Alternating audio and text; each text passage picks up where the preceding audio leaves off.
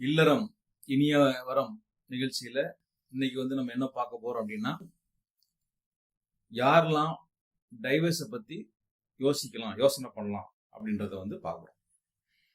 வழக்கமா கணவன் மனைவிக்கு இடையே ஒரு பிரச்சனை வந்துச்சு, ஒரு சண்டை சச்சரவு வந்தது அப்படின்னாலே மைண்ட் என்ன சொல்லும்னா, ஓகே நமக்கு இதோட செட் ஆகாது, இந்த லைஃப் செட் ஆகாது, டைவர்ஸ் பண்ணிட வேண்டியதான், இந்த மனைவி எனக்கு செட் ஆக மாட்டா, இந்த புருஷன் எனக்கு செட் ஆக மாட்டான் அப்படின்ற எண்ணங்கள் தான் மேலோங்கி வருது. ஸோ அந்த மாதிரி எண்ணங்கள் வரும்போது நீங்க உங்களுக்கு டைவர்ஸ்க்கு போக வேண்டிய கேஸா உங்க கேஸு, நீங்க டைவர்ஸ் பத்தி பேச வேண்டிய ஆளா அப்படின்றத பத்தி பண்றதுக்கு ஒரு டெஸ்ட் பண்ணிக்கணும், தன்னைத்தானே ஒரு டெஸ்ட் பண்ணிக்கணும். அதுதான் இன்னைக்கு பேச போறோம்.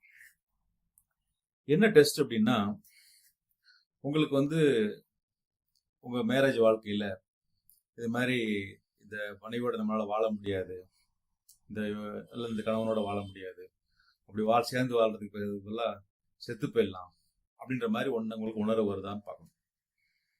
அப்படி உணர்வு வந்தா, அந்த சிம்டம் வந்ததுன்னா அது உங்களுக்கு ஒரு ஸ்டெப் 1.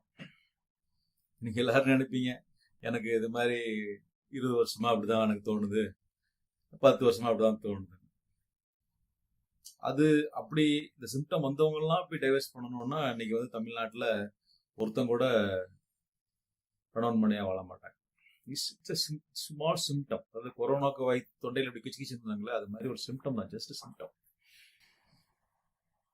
இந்த சிம்டம் வந்ததுன்னா அப்போ உடனே நீங்க என்ன சொல்லணும்னா, நட்டு லூஸ் ஆயிடுச்சு, எனக்கு நட்டு லூஸ் ஆயிடுச்சு, மைண்டு நம்ம கொஞ்சம் கிறுக்க பிடிக்க ஆரம்பிக்குது அப்படின்னு நம்மளை நாமே சாந்தப்படுத்திக்கணும்.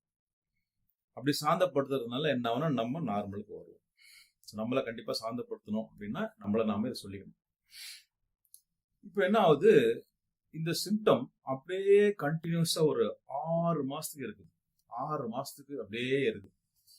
தினமும் நம்மளுடைய அதே சொல்லுது, மனசு சொல்லுது, இந்த மாதிரி சேர்ந்து வாழ முடியாது, நம்ம டைவர்ஸ் பண்ணிடணும், இல்ல டைவர்ஸ் பண்ணாம வாழ்றதை விட செத்து போயிடலாம் அப்படின்ற மாதிரி உங்களுக்கு தோணுச்சுன்னா, you are crossing level 2. Level 2 அப்படின்னா இப்போ இதுக்கும் ஒரு விதிமுறை இருக்கு. அதாவது சிம்டம் கண்டினியூஸா உங்களுக்கு 6 மாசத்துக்கு. இப்போ ஜனவரி 1ஆம் தேதி நீங்க உங்க மனைவியோட சண்டை போடுறீங்க, அப்போ அந்த மாதிரி சிம்டம் வருது. ஒரு ஜனவரி 7ஆம் தேதி 2 பேரும் பேசிக்கிறீங்க, சந்தோஷமா இருக்கிறீங்க, சினிமாவுக்கு போறீங்க, இல்லை பார்க்குக்கு போறீங்க, இல்லை 2 பேரும் பேசி கலகலப்பா சந்தோஷமா இருந்தீங்கன்னா அந்த சிம்டம் முடிஞ்சு போச்சு. ஸோ 7 நாள் அது பிரேக் போச்சு. திருப்பி அடுத்த சண்டை என்னைக்கு வருதோ அதுல இருந்து 6 மாசம் கண்டினியூ ஆகும்.